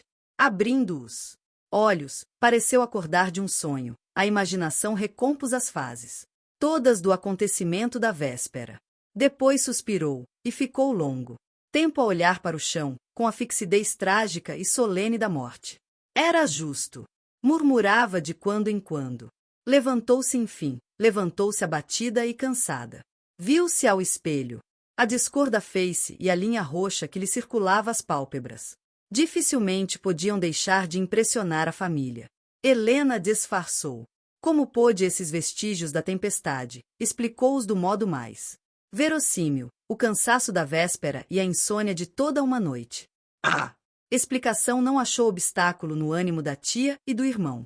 Somente o padre Melchior, presente a ela, fitou na moça um olhar dubitativo, que a obrigou a baixar os cílios. Se Helena padecia, o lugar de Estácio não era ao pé dela? Assim pensou o sobrinho de Úrsula, que em todo esse dia resolveu não sair de casa. Cercou-a de cuidados, buscou distraí-la, pediu-lhe que fosse repousar um instante, para justificar a explicação que dera. Helena obedeceu às instruções do irmão. Este foi encerrar-se no gabinete, onde se ocupou em examinar e colecionar alguns papéis. Era O dia marcado para solicitar de Eugênia o consentimento matrimonial. E ele não cogitava em ir ao Rio Comprido. Na irmã, sim, na irmã. Pensava ele, ora relendo as páginas de sua predileção, ora mandando saber se dormia sossegada, ora contemplando o desenho com que ela o presenteara na véspera. Sentia-se tão feliz naquela aurora do ano. Pouco antes do jantar, ouviu no corredor um rumor de saias, e não tardou que a irmã aparecesse à porta. Vinha como fora, mas a Estácio pareceu que efetivamente o descanso e o sono lhe haviam restaurado as forças. A razão era o sorriso estudado que lhe avivava o rosto.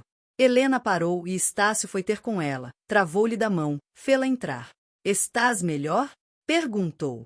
Estou boa. Não dizia eu que era melhor desistir da ideia da reunião? Essas festas prolongam-se e fatigam, sobretudo as pessoas franzinas. Helena ergueu os ombros. Anda sentar-te um pouco. Primeiro há de responder-me a uma coisa. Que é? Que dia é hoje? Perguntou ela. Ano bom. Lembra-se do que me prometeu? Perfeitamente. Vês estes papéis? Disse ele mostrando sobre a secretária uma porção de papéis classificados e postos por ordem. Ocupei-me até agora em liquidar o passado. Faltam-me umas últimas contas, que o procurador há de trazer amanhã. Depois, irei. Helena abanou a cabeça com ar de desaprovação.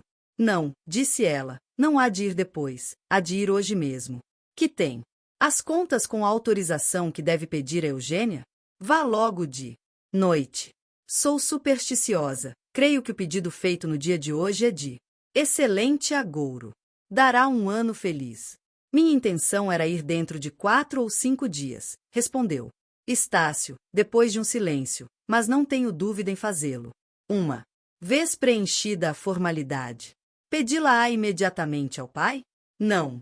Por quê? Porque precisarei meditar ainda 24 horas, pelo menos. 24 horas não é muito para quem tem de amarrar-se eternamente. Quero sondar o meu próprio espírito, mas tudo isso é uma extravagância. Interrompeu Helena sentando-se na borda da rede em que Estácio costumava ler. Pretenderá você recuar depois de lhe falar, a ela? Oh. Não. Mas, uma vez que caminho para solução tão grave, não há inconveniente em ir pé ante pé. Admiras-te? Perguntou ele, vendo que a irmã fazia um gesto de impaciência. Zango-me. Mas você é insuportável. Falta ao que prometeu. Já disse que hei de cumprir. Não recuará? Não. Irá pedi-la hoje mesmo? A ela. A ela e ao pai. Ao pai escreverei uma carta. Pois seja uma carta.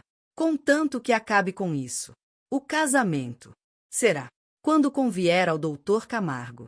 Antes do fim do mês. Tão cedo. Dou-lhe mês e meio. Nem uma hora a mais. Estou morta por vê-los. Casados, tanto por você como por ela, coitada. Que o ama tanto. Creis? Perguntou vivamente Estácio. Se creio.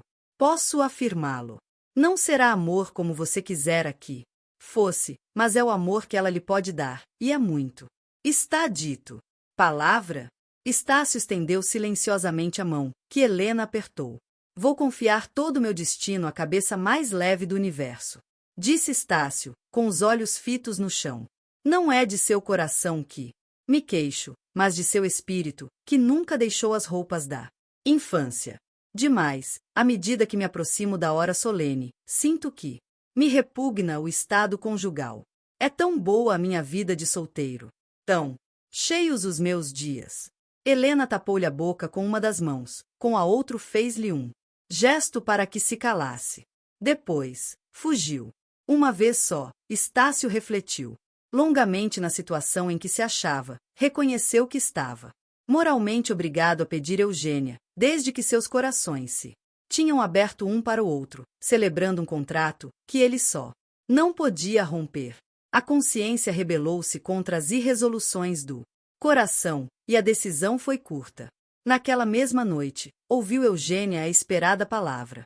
A alegria que se lhe derramou nos olhos foi imensa e característica. Um pouco mais de recato não era descabido em tal ocasião. Não houve nenhum Primeiro ato da mulher foi uma meninice. Eugênia ignorava tudo, até a dissimulação do sexo. Concedendo a mão a Estácio, não era uma castelã que entregava o prêmio, mas um cavaleiro que o recebia com alvoroço e submissão. Transposto a Rubicon, não havia mais que caminhar direito à cidade eterna do matrimônio. Estácio escreveu no dia seguinte uma carta ao Dr. Camargo, pedindo-lhe a mão de Eugênia, carta seca e digna, como as circunstâncias a pediam. Antes de arremeter, mostrou-a a Helena, que recusou lê-la. Não a leu, nem lhe pegou. Ele teve-a alguns instantes na mão, sem se atrever a dá-la ao escravo que esperava por ela. Por fim, deitou-a à sobra secretária. Amanhã, disse ele sorrindo para Helena. Helena lançou mão da carta e deu-a ao escravo. Leva à casa do senhor Dr. Camargo, ordenou a moça. Não tem resposta. Capítulo 14.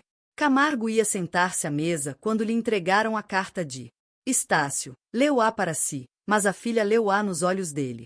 Uma aura de bem-aventurança desrugou a fronte do médico. Seus lábios, coisa pasmosa, abriram-se num sorriso franco, sorriso que chegou a desabrochar em gargalhada, a primeira que de Tomásia lhe ouviu. Acabado o jantar, Camargo deu conta do pedido à mulher, e os dois pais chamaram a filha à sala. Eugênia ouviu a notícia sem baixar os olhos nem corar. Interrogada, respondeu que era muito do seu gosto o casamento. Sim? Perguntou Camargo, simulando espanto. Eugênia fez uma leve inclinação de cabeça, com certo ar de quem dizia não acreditar no espanto do pai. Este pegou nas mãos da filha e puxou-a para si. Assim, pois, meu anjo, disse ele, casas-te por tua livre vontade? Estácio é o eleito de teu coração? Louvo a escolha, que não podia ser mais digna. Serás herdeira das virtudes de tua mãe, que te proponho como o melhor modelo da terra. O mais consciencioso, pelo menos, acudiu de Tomásia, satisfeita e vaidosa do louvor do marido. Há de ser boa esposa, modesta, solícita e econômica. Econômica, sem avareza, emendou Camargo. A riqueza não deve ser dissipada, mas é certo que impõe obrigações imprescindíveis, e seria da maior inconveniência viver a gente abaixo de seus meios. Não farás isso nem cairas no extremo oposto. Procura um meio termo, que é a posição do bom senso. Nem dissipada, nem miserável. De Tomásia concordou com esta explicação do marido, enquanto Eugênia, olhando alternadamente para um e outro, parecia não lhes dar a mínima atenção. O pensamento estava em Andaraí. Ela via já na imaginação a cerimônia do consórcio, as carruagens, o apuro do noivo, a sua própria graça, a coroa de flores de laranjeira, que a havia de adornar. Enfim, talhava já o vestido branco e pregava as rendas de malinês com que havia de levar os olhos a ambas as metades do gênero humano. Daquele sonho foi despertada pelo pai, que lhe imprimiu na testa o seu segundo beijo. O primeiro, como o leitor se há de lembrar, foi dado na noite da morte do conselheiro. O terceiro seria, provavelmente, no dia em que ela se casasse. Sabes que te amo, Eugênia? Disse Camargo olhando para ela. Papai. Camargo não pôde dizer mais nada. O amor, um instante expansivo, volveu a aninhar-se no fundo do coração, onde sempre estivera. A satisfação do médico precisava do silêncio e do recolhimento para saborear-se. Foi então que Eugênia passou as mãos de Tomásia. A mulher do Dr. Camargo via aquele casamento com olhos diferentes do marido. O que ela sobretudo via eram as vantagens morais da filha. Sentou-a ao pé de si e recitou-lhe um catecismo de deveres e costumes, que Eugênia interrompia de quando em quando, com exclamações de obediência filial. Sim, mamãe. Deixe estar. Mamãe há de ver. De Tomásia sentia-se feliz. O rosto, cuja expressão era vulgar, tinha, naquela ocasião, alguma coisa que o tornava sublime. Ela fez que a filha se lhe sentasse no regaço, e esta, sentindo que a molestava, deixou-se lentamente cair de joelhos, ficando entre os dela, a olhar para ela. Camargo, entretanto, já não era daquele mundo. Passeava de um para outro lado, com as mãos para trás, a morder a ponta do bigode. De quando em quando parava e olhava para o grupo das duas senhoras. Mas era só maquinalmente, o seu olhar baço indicava que ele ia, mergulhado em profundas cogitações. Naquele homem cético, moderado e taciturno, havia uma paixão. Verdadeira, exclusiva e ardente. Era a filha. Camargo a adorava. Eugênia era a sua religião. Concentrar esforços e pensamentos em fazê-la feliz, e para o alcançar não duvidaria em empregar, se necessário fosse, a violência, a perfídia e a dissimulação. Nem antes nem depois. Sentirá igual sentimento. Não amou a mulher, casou porque o matrimônio é uma condição de gravidade. O maior amigo que teve foi o conselheiro do vale, mas essa mesma amizade que o ligara ao pai de Estácio nunca receberá a contraprova do sacrifício, aliás apareceria em toda a sinceridade a natureza do médico. Ele só conhecia os afetos, por assim dizer, caseiros e inertes, os que não sabem nem podem afrontar as intempéries da vida. Nas relações morais dos homens, possuía somente o troco miúdo da polidez, a moeda de ouro dos grandes afetos nunca lhe entrará nas arcas do coração. Um só existia. Ali, o amor de Eugênia. Mas esse mesmo amor, aliás violento, escravo e cego, era uma maneira que o pai tinha de amar-se a si próprio.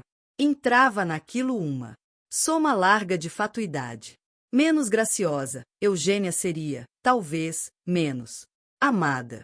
Ele contemplava-a com o mesmo orgulho com que o joalheiro admira o adereço que lhe saiu das mãos. Era a ternura do egoísta. Amava-se na própria obra. Caprichosa, rebelde, superficial, Eugênia não teve a fortuna de ver emendados os defeitos, antes foi a educação que lhos deu.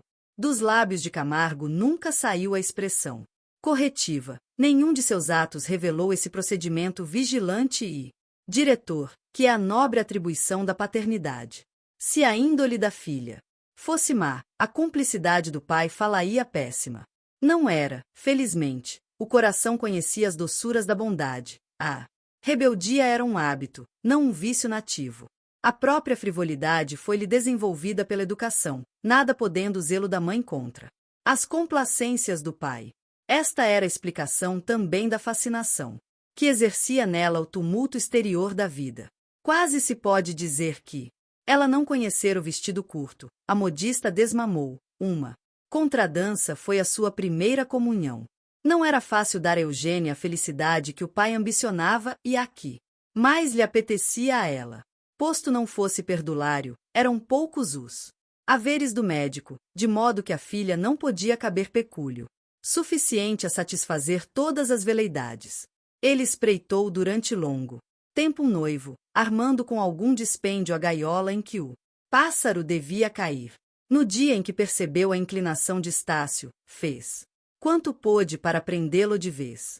Esperou muitos meses a iniciativa de Estácio, e quando ela lhe entrou a fugir para a região das coisas problemáticas, suspeitou a influência de Helena.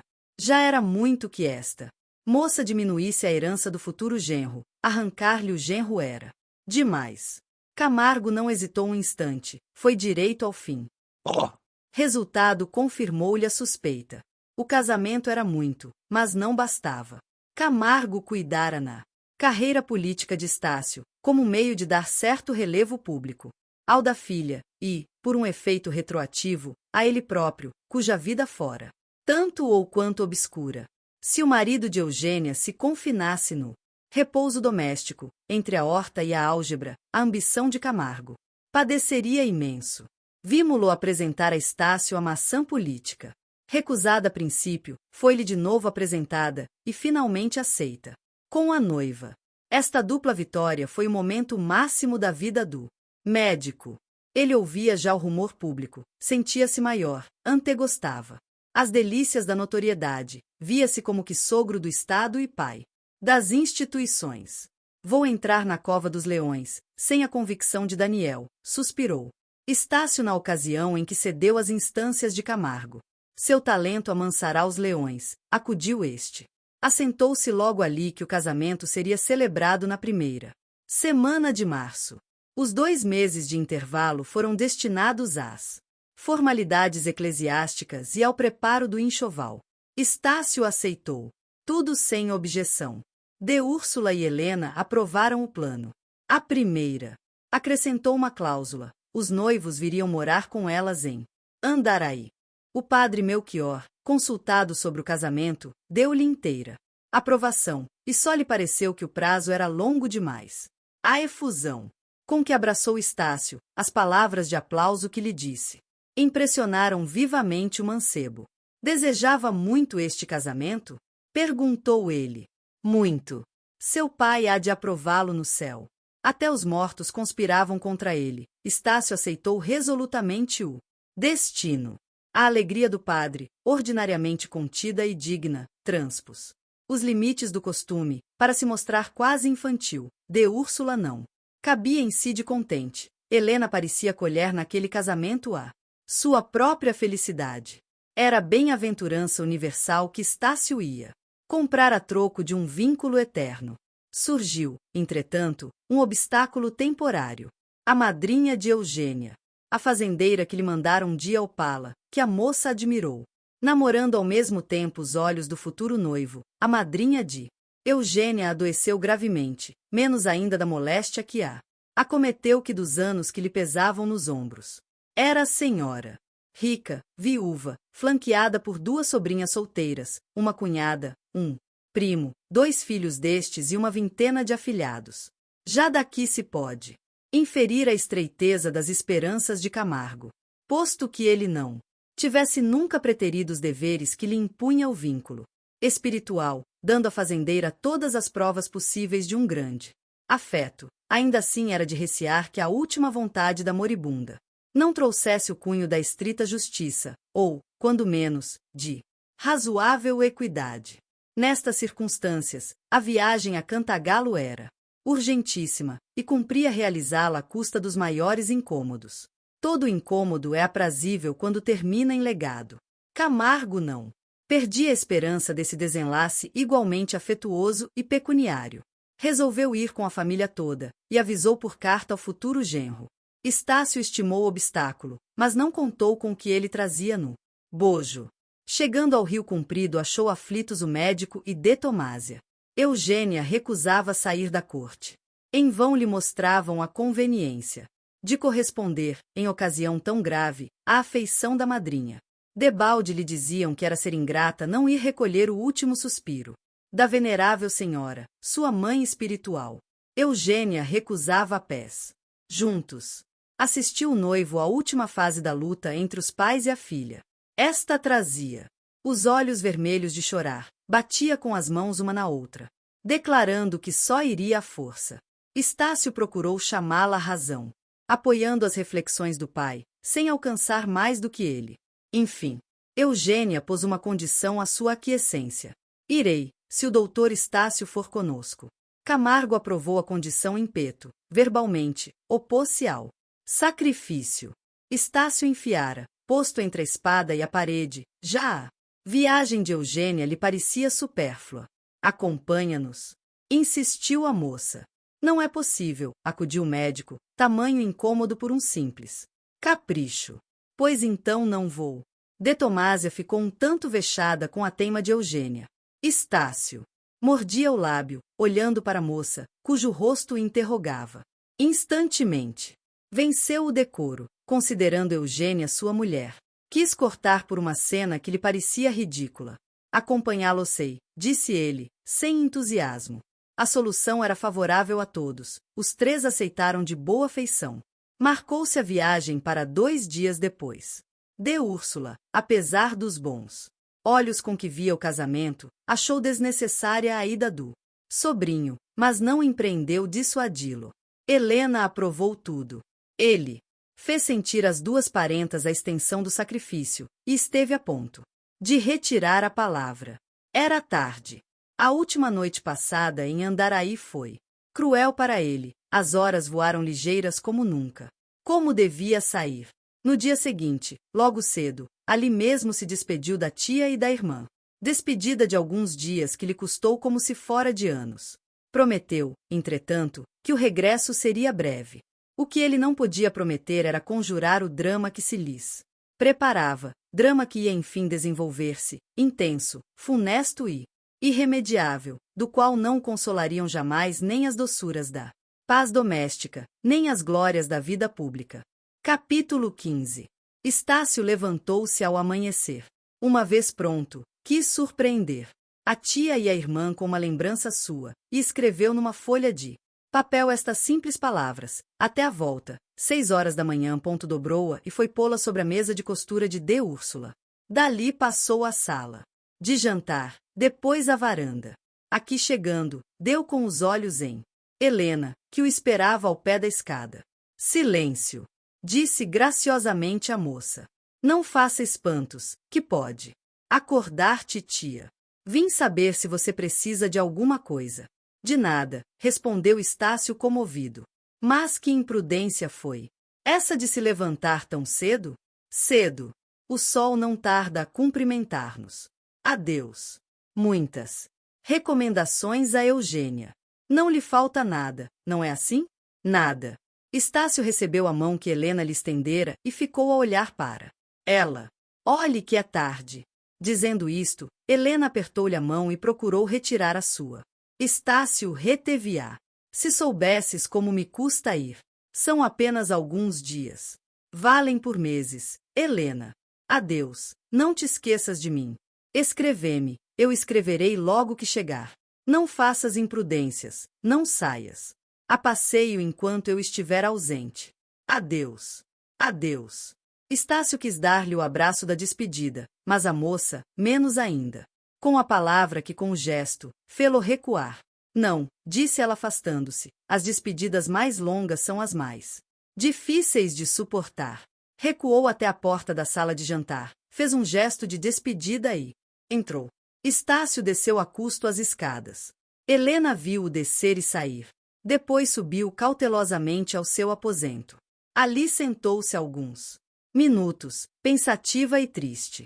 Ergueu-se enfim, vestiu rapidamente as roupas de montar, colocou o chapelinho preto sobre os cabelos, penteados à ligeira, e desceu. Na chácara esperava a Vicente, com a égua ajaezada e pronta. Helena montou sem demora, o pajem cavalgou uma das 2 mulas que havia na cavalariça e os 2 saíram a trote na direção da casa do alpendre e da bandeira azul. A casa estava ainda silenciosa, porta e janelas conservavam-se hermeticamente fechadas. Helena apiou-se e bateu de mansinho. Repetiu as pancadas progressivamente mais fortes. Ninguém lhe respondeu. Helena impaciente rodeou a casa, mas parece que achou igualmente fechadas as portas do fundo, porque volveu logo. Colou-o ouvido à porta e esperou. Quando lhe pareceu que era baldado o esforço, tirou da algibeira um lápis e um pedacinho de papel, colocou o pé no degrau de tijolo e sobre o joelho escreveu algumas palavras. Dobrou depois o papel e introduziu-o por baixo da porta. Esperou ainda alguns minutos, caminhou para a égua, montou e regressou à casa. Vinha triste e pensativa. A égua, a passo vagaroso, não sentia o esforço da cavaleira, que a deixava ir, frouxa rédea, inútil chicote. O pajem levava os olhos na moça com um ar de adoração visível, mas, ao mesmo tempo, com a liberdade que dá a confiança e a cumplicidade, fumava um grosso charuto havanês, tirado às caixas do senhor. De Úrsula não estava ainda levantada. Helena não lhe ocultou o passeio. O dia correu triste e solitário, como os seguintes, sem embargo da companhia que iam fazer as 2 senhoras as pessoas mais íntimas. Mendonça, a quem Estácio as recomendara, era ali, pontual, conseguia disfarçar um pouco as saudades do moço ausente. O padre Melchior prolongava visitas cotidianas. O mesmo sentimento ligava a todas as pessoas. O mesmo era, e não único, porque outro e mais egoísta e pessoal veio ali viçar também. Mendonça sentiu que metade de seu destino estava acabada, e que a outra metade ia começar, mais circunspecta que a primeira. O relógio em que ele viu bater essa hora fatídica foram os olhos de Helena. Mendonça começava a amar, estouvado, e não corrupto, atravessar o delírio dos primeiros anos sem perder a flor dos castos afetos, sem sequer a haver colhido. Helena sentiu nascer e crescer essa adoração silenciosa, sem parecer que a descobrira. Não animou o mancebo nem o repeliu, redobrou de confiança, dessa confiança que só se dá aos simples familiares, e que mostra claramente a um namorado a inanidade de suas esperanças. Ao parecer de estranhos, a situação afigurava-se de perfeita concórdia. Coronel-Major piscou um dia os olhos ao Dr. Matos. O Dr. Matos proferiu um latetanguis em erba, e ambos foram repartir o pão das conjeturas com a esposa do advogado, senhora muito perspicaz.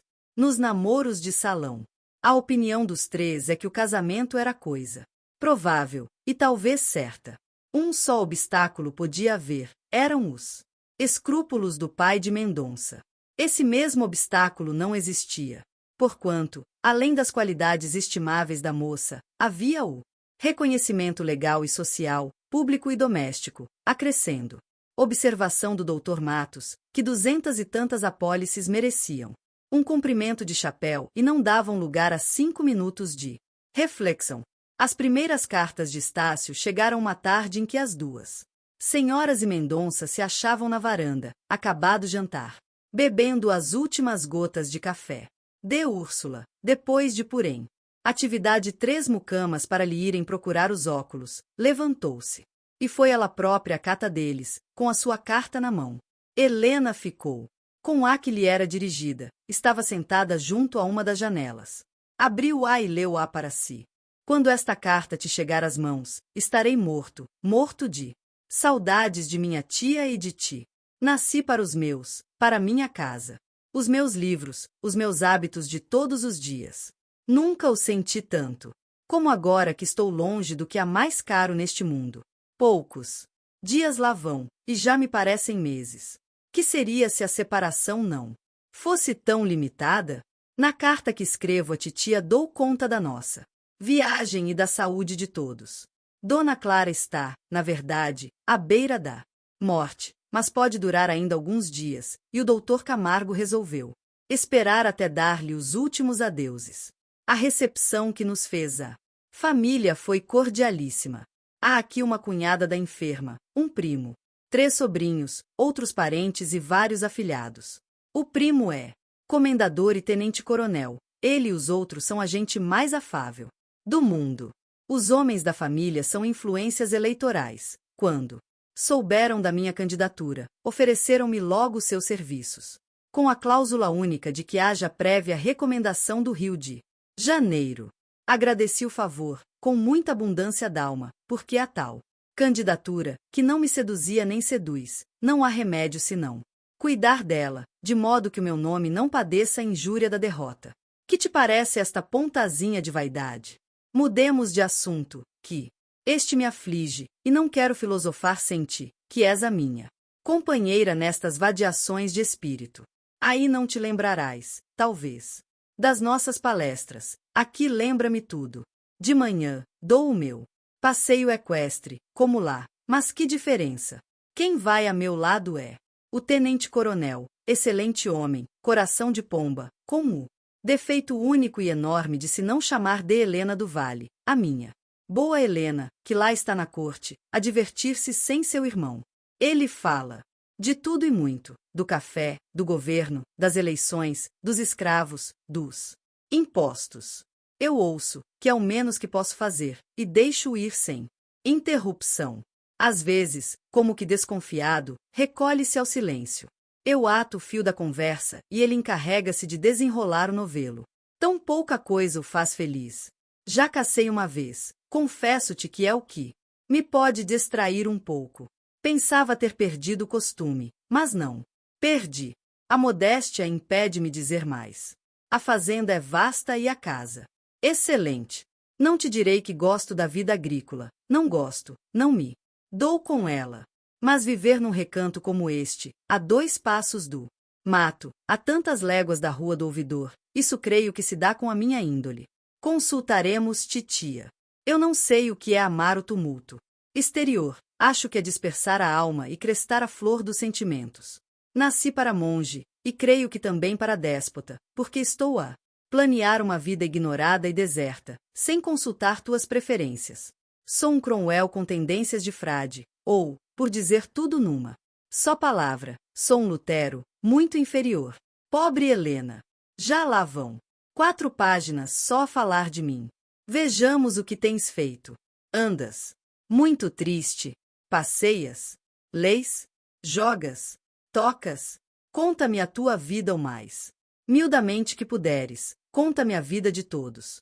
Não me escondas nada, se, por exemplo, ao abrir um livro ou tocar uma tecla do piano, pensares em mim, escreve isso mesmo, marcando o dia e até a hora, se puder ser. E depois dou-te o direito de perguntar onde ficou a minha gravidade, e responderei que há uma puerilidade séria, e que os extremos se tocam. Quando assim não seja, a culpa é do céu, que me não deu uma irmã criança. Agora é preciso que comecemos pela primeira fase da vida. Deixei muito recomendado ao Mendonça que fosse à nossa casa com frequência. Não sei se ele se terá lembrado e cumprido a promessa que me fez.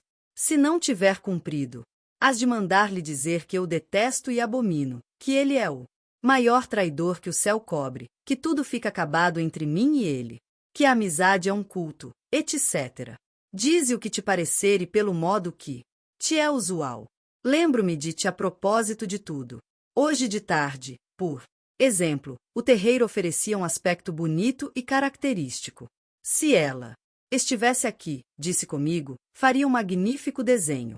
Peguei de um lápis que trouxe, meia folha de papel, e quis reproduzir o panorama. Escrevi um problema algébrico. Foi um conselho que me deu o lápis. Ninguém se meta a fazer aquilo que ignora. Eu ignorava o que era estar ausente da família. Por que motivo me determinei a tentá-lo? Interrompi esta carta para receber o Dr. Frois, que é o médico de D. Clara. Veio ao meu quarto para me dizer que o estado da doente é perdido, que a morte é certa, mas que a vida pode prolongar-se ainda por muitos dias. Vê que perspectiva! Estou com raiva de mim mesmo. Esses últimos dias da enferma pesam sobre mim como se fora o punho fechado do destino. Se a morte é certa, por que viver alguns dias mais? E é a vida isso, ou é morrer aos goles, sem consciência do que se perde nem do que se vai ganhar? Está decidido. Posso ir daqui a 6 dias ou daqui a 1 mês. Será o que Deus quiser. Manda-me, entretanto, alguns livros. No meu quarto só achei um manual de medicina prática.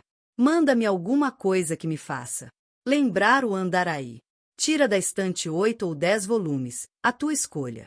Manda também algum trabalho de agulha teu. Quero mostrá-lo à cunhada de D. Clara, a quem gabei muitos teus talentos. Se puderes desenhar alguma coisa, à pressa, o tanque, a varanda ou qualquer outro lugar, faze-o e manda com o resto. Escreve-me longamente. Conta-me tudo o que houver interessante. Fala-me de ti, que é o meio de consolar minhas saudades, que são imensas, imensas como este amor que tenho à minha família toda. Vou fazer por voltar breve. Adeus, minha boa Helena. Adeus, minha vida. Adeus, ó mais bela e doce de todas as irmãs. PS. Reli a carta, e fiquei envergonhado do trecho a respeito da vida da doente. Perdoa-me a ferocidade, e leva-a em conta da solidão. Gostou do vídeo? Se sim, deixe seu gostei. Se inscreve no canal para continuar escutando o livro Helena e muitos mais. E até o próximo vídeo.